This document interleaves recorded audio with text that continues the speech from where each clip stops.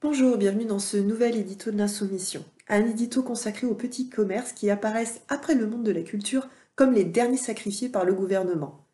Vous le savez, ils sont obligés de fermer au nom du protocole sanitaire, ils s'inquiètent, ils sont consternés par l'ouverture, elle toujours permise, des géants de la distribution. Une chose est sûre cependant, c'est que cette inquiétude, elle ne date pas que du confinement. Il existe pourtant des propositions que la France insoumise avait déjà écrites et déjà formulées dans le programme L'avenir en commun.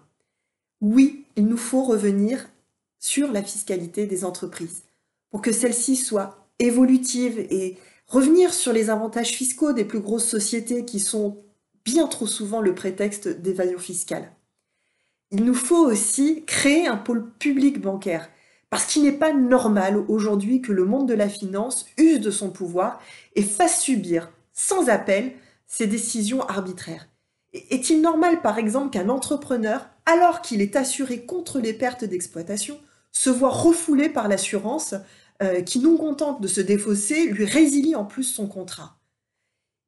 Il nous faut accorder aussi une licence bancaire à la Banque publique d'investissement, déjà pour lui permettre de se financer auprès de la Banque centrale, mais ce qui va lui permettre aussi derrière de financer l'économie réelle, c'est-à-dire de faire son job. Enfin, car le plus urgent à mettre en œuvre, il faut créer un fonds de solidarité interentreprises pour mutualiser la contribution sociale entre toutes les entreprises.